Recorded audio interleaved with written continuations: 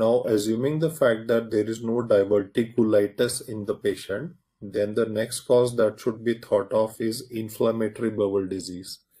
There are two variants of this. I have taken a separate discussion on IBD, Crohn's and ulcerative colitis. Crohn's is relatively more common abroad. I mean, mostly Americans or Europeans are more predisposed to having Crohn's disease as compared to India. Ulcerative colitis is more commonly formed.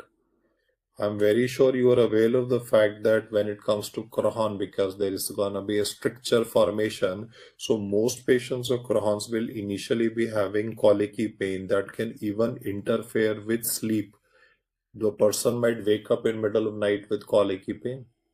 But in ulcerative colitis, because there's a rectum involvement, there's a proctitis, so the presentation of ulcerative colitis is mainly in the form of a painless bloody diarrhea. Patients of ulcerative colitis might have to go to the washroom as much as 10 to 15 times per day. That's almost like one per every hour. So this will be pretty disability or a severe disability in a sense that person can't even go for a holiday. Lot of these people with ulcerative colitis will tell you that I'm not gone for a holiday because I need to go to the washroom every 1 hour, every half an hour. I need to be near the washroom, near the toilet. And in this particular person, because he is losing blood, so not only would you get a pallor, but along with blood, proteins will also be lost. So if you're gonna check the serum albumin of these patients, it will definitely be lesser. This explains the fact that why these patients will be having weight loss, muscle wasting, and the description that is given here is called as protein losing enteropathy.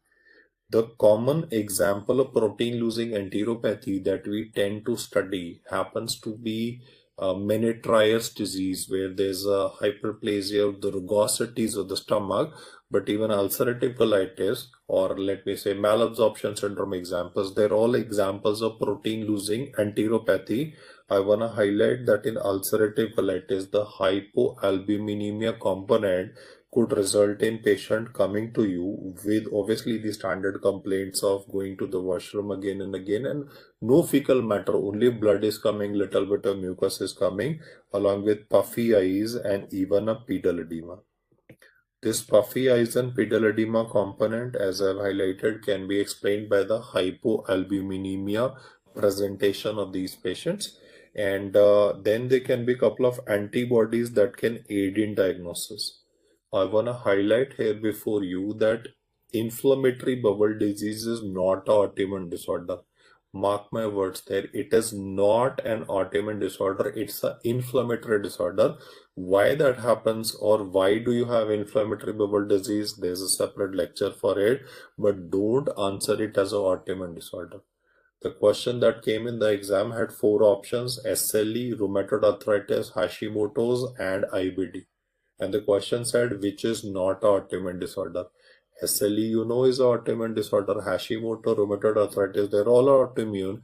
Inflammatory bowel disease is not an autoimmune disorder. I mean, it might look a little, atypical to you to hear at this moment because I'm gonna write some antibodies here. See, yes, there are some antibodies, but they're not diagnostic, they're just an association. They're not diagnostic, they're just an association. The antibody for Crohn's is ASCA. I will just write the full form and you can, if not very comfortable, note it down so that at least if you're having audiovisual stimulus along with listening to me, and if you're noting it down, that would be additional input into your brain. Anti-Saccharomyces cerevisiae antibody help you in identifying Crohn's. It is one of the association. In ulcerative colitis, however, the association is that of PNK. There's a separate discussion on inflammatory bowel disease. Till now, I have taught you 3 reasons why a person could be having fresh blood in the stool. It could be hemorrhoids. If it's not hemorrhoids, then by exclusion diverticulitis. If it is not there, it could be inflammatory bowel disease. The next cause which is to be considered here is malignancy. You are aware of the fact that cancer of the right side of the colon will mainly be having bleeding manifestations. And when it comes to cancer of the rectum, then it will mainly be having obstructive symptoms. I'm not saying that bleeding will not occur in carcinoma rectum. Yes, it can occur, but predominantly this is what the pathologist would have said, the surgeon would have said, and I have also highlighted that bleeding manifestations, it could even be occult blood sometimes, and gradually it becomes obviously a visible bleeding. But bleeding is more common with cancer of the right side of the colon, and carcinoma rectum mainly presents with obstructive symptoms. Now, for obstructive symptoms, he will describe a geriatric age group person who's having a recent onset constipation. Like he says that he has always had good bowel habits. He used to get up to go to the washroom every day morning at 7:30 a.m. and his bowel habits have been very regular for all his life.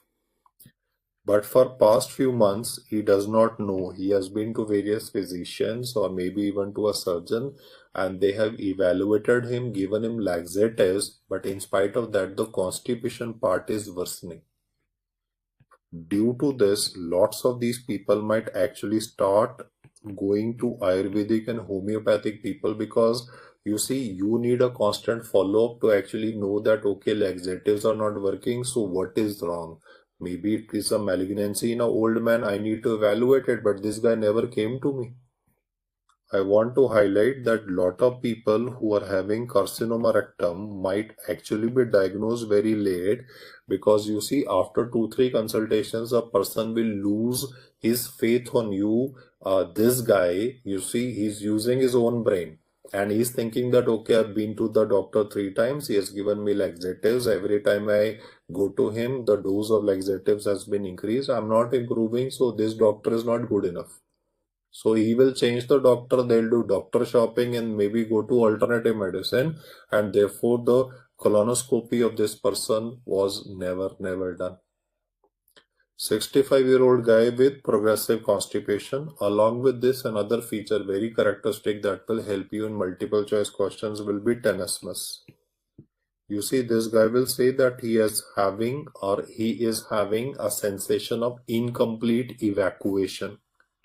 So he will have to go to the washroom multiple times.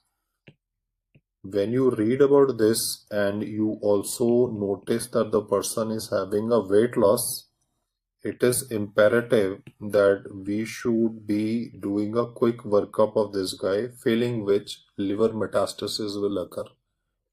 As I explained to you, that most patients might lose patience with us and might go to an alternative doctor or might go to an alternative pathy.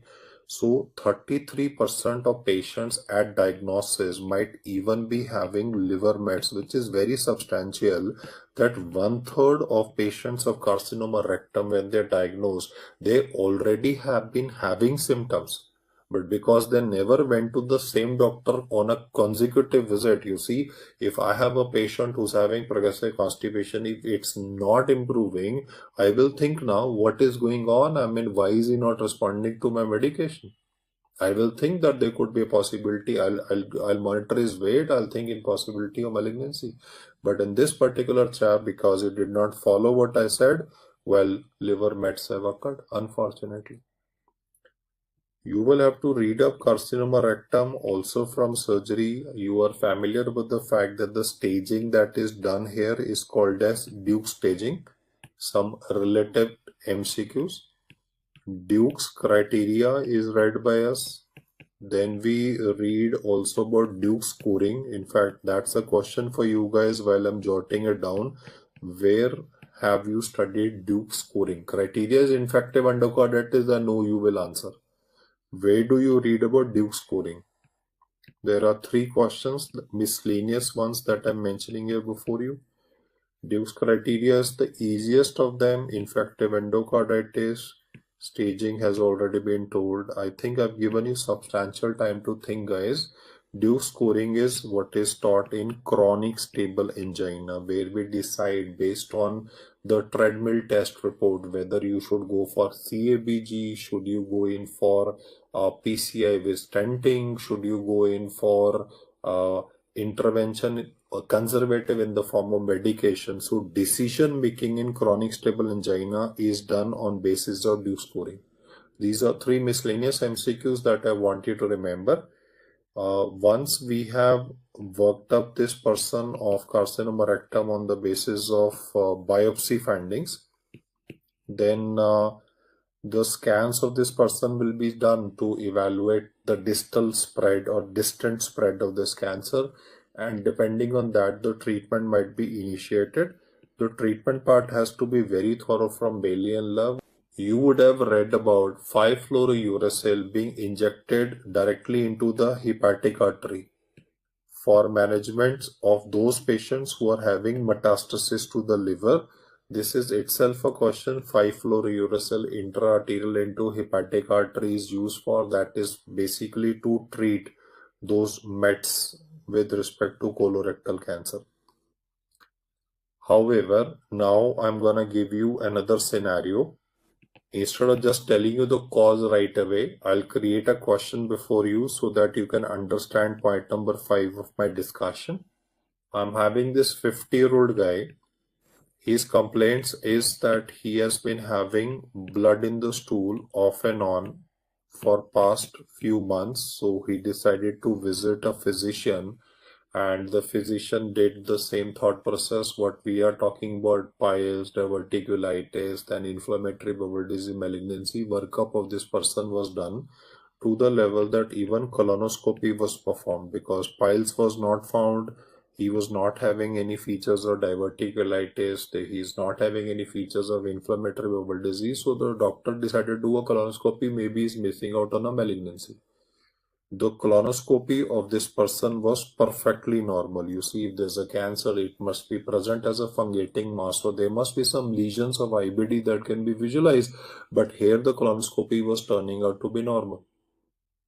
This is, let me say, in year 2020, just before the lockdown occurred, or let me say 2020 January. That is when this guy's colonoscopy was normal. In this guy, the symptoms have still been persisting. He is still having symptoms. Sometimes the blood comes, sometimes it does not come. So in 2021 January, this guy was really frustrated. He went to a different hospital. Like, let me say, first time he came to AIMS Hospital, New Delhi, he got his colonoscopy done, and he was not satisfied. As people say in India, government government hospitals are not good. So decided to go to Apollo Hospital, Delhi. He went to the best gastroenterologist whom he checked over the internet, and even he suggested a colonoscopy because in this guy the symptoms have been persistent. When the colonoscopy report came, both the gastroenterologist and the patient were a little surprised because they expected some lesion to be present, but here colonoscopy report was again normal. So this patient is now quizzing you. Let me say you are the family member of this guy, that I have shown at two best hospitals in India. I have shown to the best gastroenterologists, and colonoscopy report is every time coming out to be normal. He's not losing weight. He's not losing weight. He's not having any cachexia. He says, otherwise I'm healthy. I'm eating well. My appetite is fine. But my two reports of colonoscopy are normal over a span of 1 year. Please appreciate that if it was a cancer that was missed in 2020, by 2021 it would have adopted, or it would have become of a sufficient size that you can pick it up. So it's very, very unlikely that the standard causes that I've discussed with you are likely to be missed, because gross lesions would be present over a 1 year period. If you don't treat ulcerative colitis, there's going to be significant proctitis. If it's Crohn's disease missed, you would definitely be having a cobblestone appearance. You would be seeing skip lesions. You would see aphthous ulcers. So the previous causes have been ruled out, and still the guy is having blood in the stool. He is asking you what could be the reasons. You would tell this guy that, well, I suspect there could be a vascular malformation of your colon which could be contributing to this. Like when I was describing vomiting of blood and I explained to you the fact that there could be a vascular lesion by the name of GAVE, gastric antral vascular ectasia. Similarly, here I want you to understand the fact that if the colonoscopy reports are normal, it could be a vascular malformation. This patient of yours, however, the inquisitive one will still ask you, sir, if there's a lesion present, why it could not be seen? Please appreciate the fact that when it comes to angiodysplasia of the colon per se, this lesion may not bleed every day. Most of the time, the bleeding in this case is a oozing of blood. The day you did a colonoscopy, that day the lesion was not bleeding.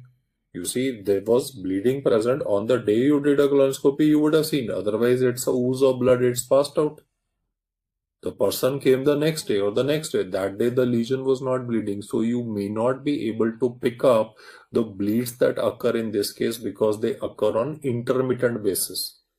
So it's not that you will continue doing colonoscopy just to see that maybe one day he will bleed. Here the question that can be asked subsequently will be, what is the investigational choice for this guy?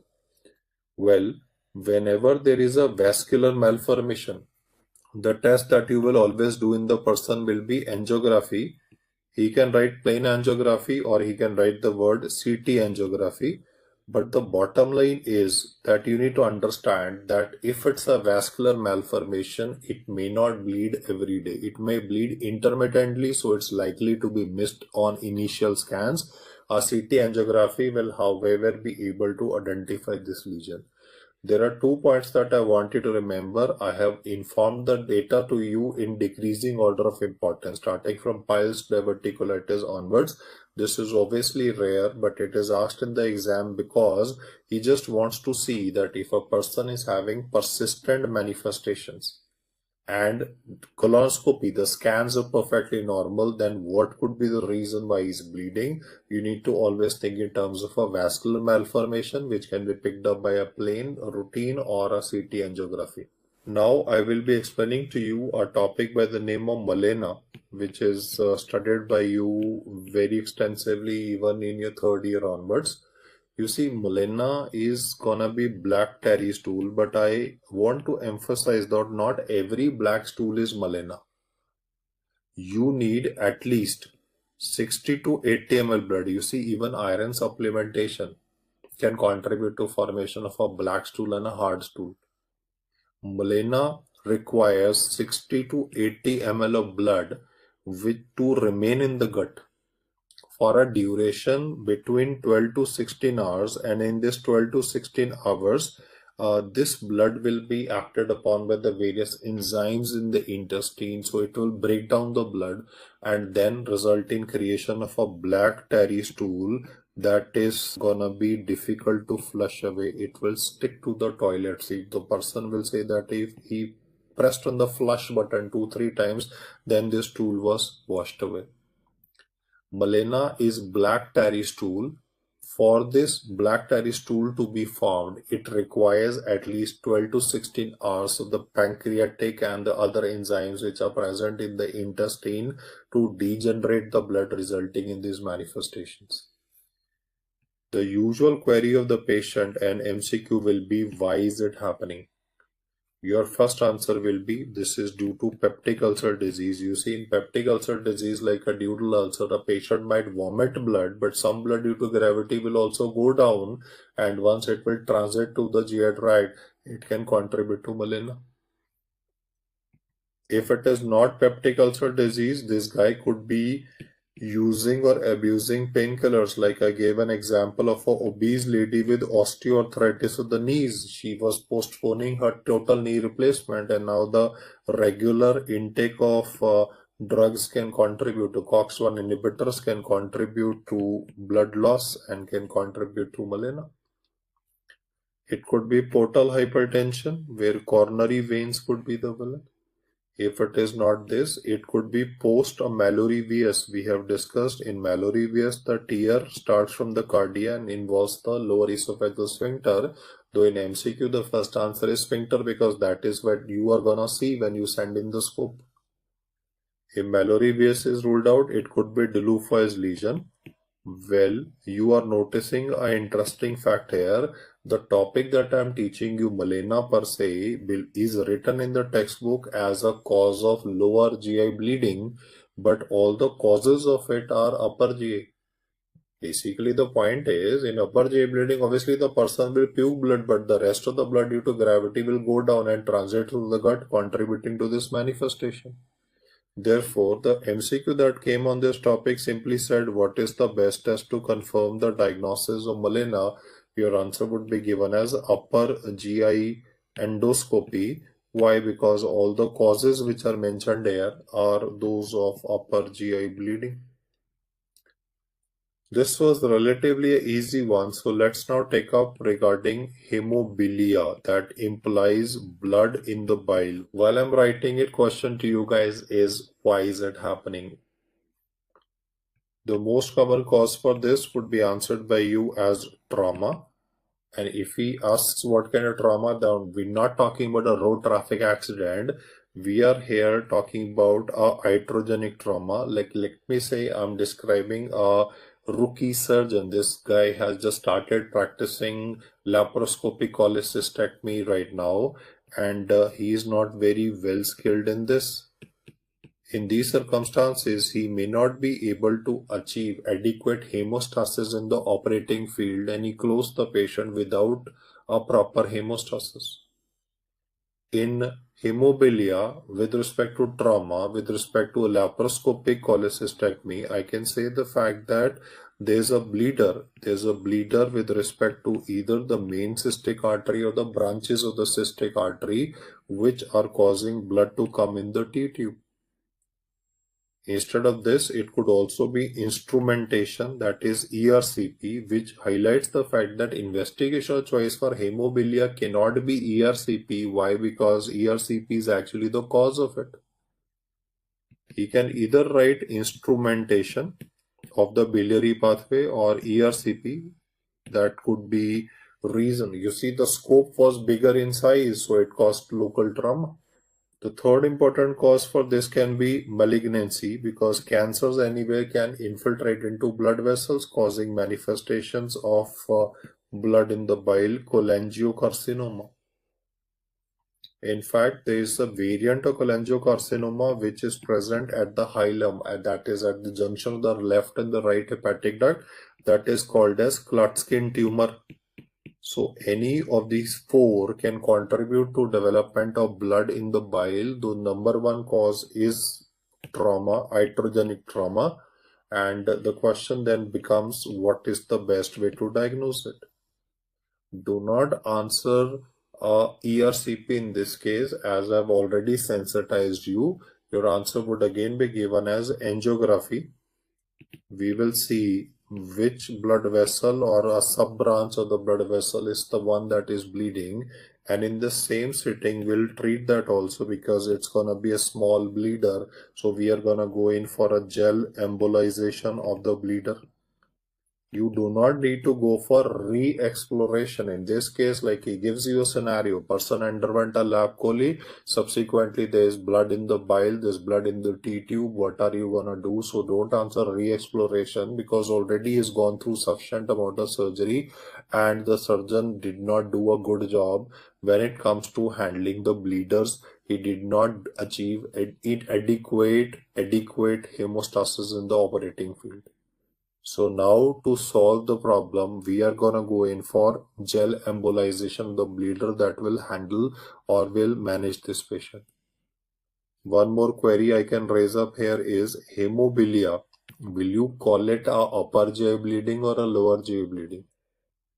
You see, right in the starting I told you, na, ligament of Treitz is at the duodenojejunal flexure. Bile comes in the second part of the duodenum. That means it is proximal to the duodenojejunal flexure. So hemophilia would be an example of a upper GI bleeding.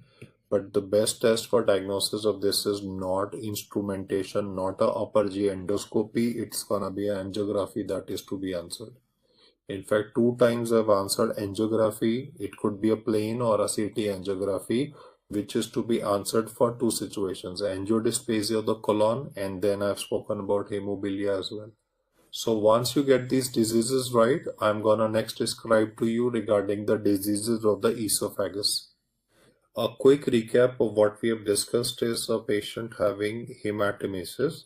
This could be due to peptic ulcer disease or could be bleeding esophageal varices. But in the question, if he mentions regarding hemodynamic instability in the form of an unrecordable blood pressure, do remember the fact that the first step in management of this person will always be fluid resuscitation. I'm not saying that I will increase the blood pressure of this person from unrecordable to 120/80. You are all aware of the concept of permissive hypotension. I will increase the BP to at least 90/60 so that the perfusion of the vital organs can be done. So do remember that in unrecordable BP, it is a target of 90/60 which is to be obtained. However, if the question simply says what is the leading cause of hematemesis, the answer would be given as peptic ulcer disease. If he gives a combo, hematemesis is also given and simultaneously even splenomegaly is written, then you should always think in terms of portal hypertension. If he says what is the etiology of portal hypertension, it could be alcoholic patient, non-alcoholic patient. If it's non-alcoholic, negative viral markers, then even NCPF or cryptogenic cirrhosis should be kept in mind. The next permutation combination that can be asked is a person having excessive vomiting to the level that is having retching. The sound of vomitus is being produced but nothing is coming out. From surgery domain, you are aware of the fact that if a person is having retching, forceful vomiting, there can be Boerhaave syndrome. But apart from Boerhaave syndrome, you always have to keep in mind malarious also. The differentiation is based on the fact that in malarious there is vomiting of blood, whereas in Boerhaave syndrome, as I'll explain to you subsequently, there is gonna be pneumomediastinum and even a subcutaneous emphysema.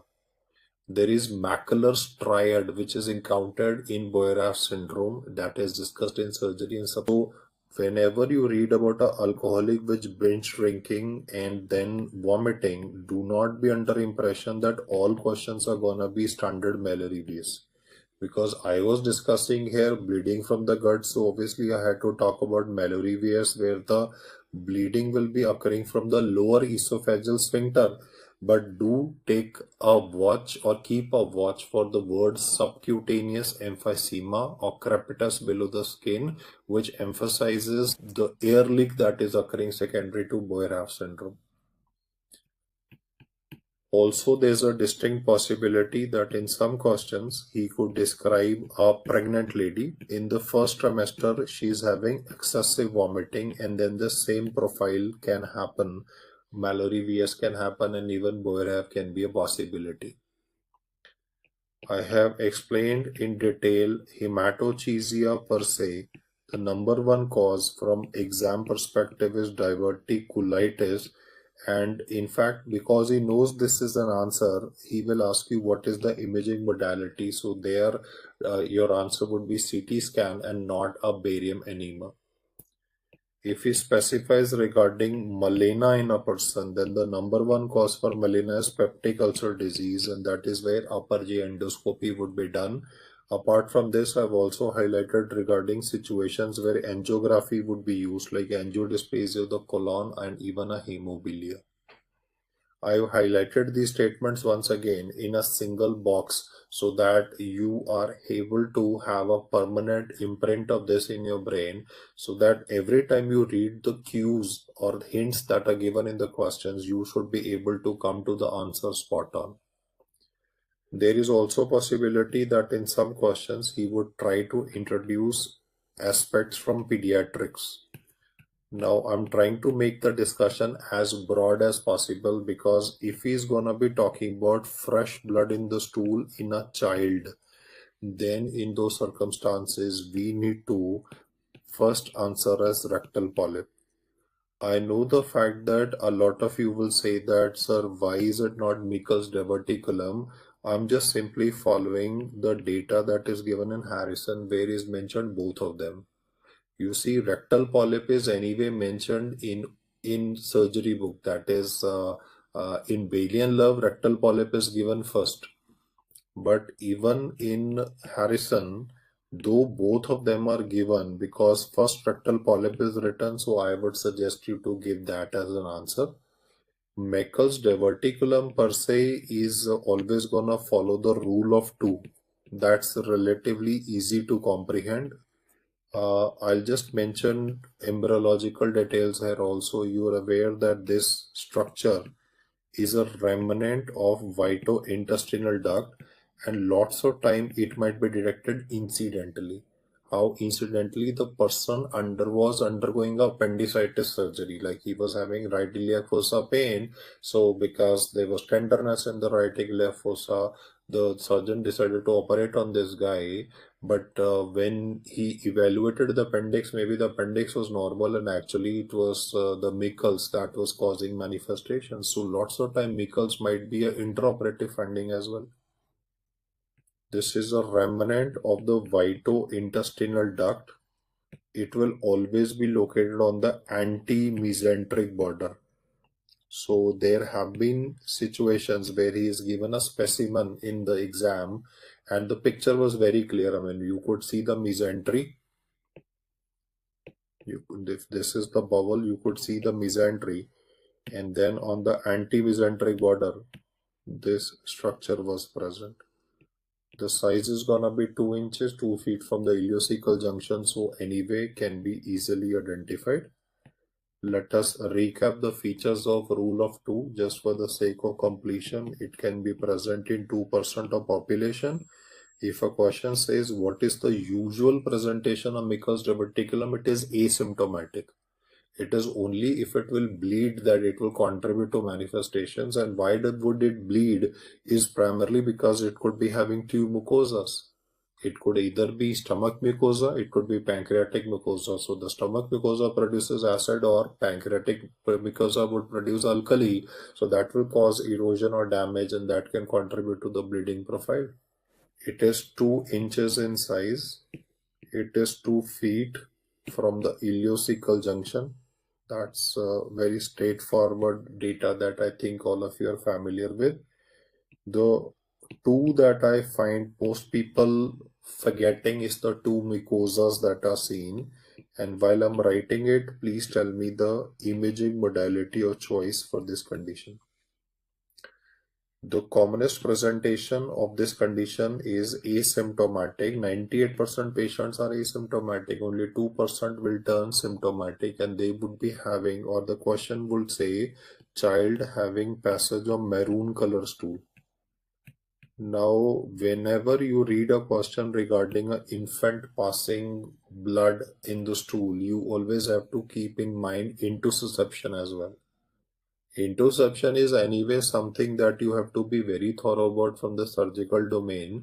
But what I'm saying is that in this case, he will write the word maroon color stool in a asymptomatic child, or he will just say that this child was complaining of diffuse abdominal pain. You see, intussusception per se will be causing pain so bad that the child will be crying very loudly.